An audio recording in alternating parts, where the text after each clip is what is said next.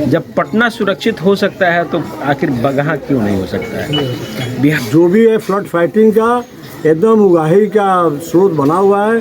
दुधारू इधर देखिए, यहाँ पर पवित्र नारायणी नदी बह रही है और यहाँ नदी में बिहार का विकास बह रहा है। ये अपने पहले ही बाढ़ को झेल नहीं पाया है।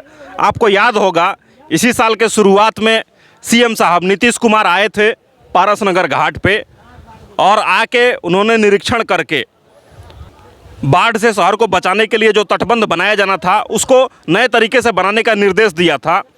और ये बना भी पहले बोल्डर से बनता था, इस बार जियो बैग से बनाया गया और ये अपने शुरुआती दौर में ही बह रहा है। अभी ज़्यादा बारिश नहीं हुई है, ज़्यादा बाढ़ नहीं आई है, क्योंकि जब बाढ़ आती है तो पूरा ये जो आप ऊंचाई देख रहे हैं यहाँ तक पानी होता है, घरों को टच कर रहा होता है। यानी कि अभी उस लेवल पे बाढ़ नहीं है, लेकिन ये कटना शुरू हो गया है।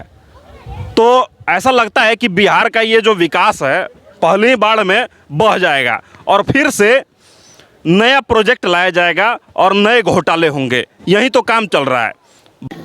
सर, विधायक जी और सांसद जी दोनों लोग हैं और हर साल ये कटाव होता है और हर साल एंटी इरोजन वर्क होता है, फ्लड फाइटिंग होता है और इसका कोई हिसाब किताब तो है नहीं। आप लोग क्या लगता है इसका परमानेंट सॉल्यूशन क्या होना चाहिए? इसका परमानेंट सोल्यूशन तो होना चाहिए कि बोल्डर पिचिंग है और जहाँ बांध डाउन है वहाँ उच्चीकरण करके, मैं कई बार सदन में इस बात को आवाज़ उठाया हूँ और उसका जो वहाँ से आता है तो वो बहुत अधूरा जवाब आता है।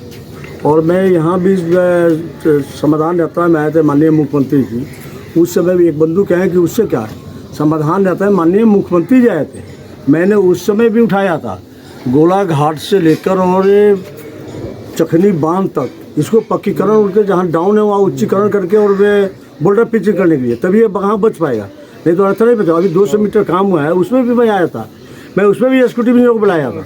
काम घटिया होने के कारण नहीं है कि आज 200 मीटर का धज्जी उड़ गया, अभी पानी नहीं है तो थोड़ा सा झांकी है, कहा जाता है झांकी है, पानी तो टोटल बाकी है।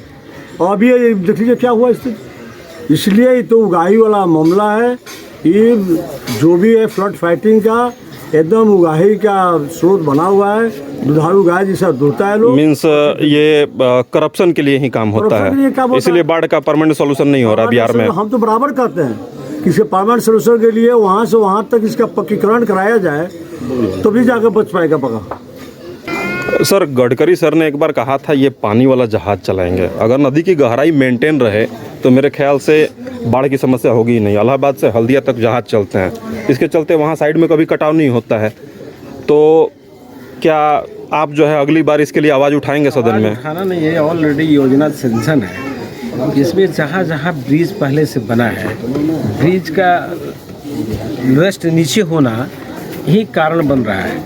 जैसे आप गोपालगंज के पास जाइए या उससे आगे बढ़िएगा तो जितना ब्रिज इस पे बना है उसमें जहाज रानी यानी पानिया जहाज चलाने के लिए ब्रिज थोड़ा हाइट होने की ज़रूरत है। इस पर प्रोसेस लगा हुआ है, ये एक दिन का काम नहीं है, बहुत लंबा काम है, ये होगा। रहा बात आपने बाढ़ के विषय पर कहा कि देखिए उठा दे, गंगा के किनारे कितने बड़े बड़े शहर हैं।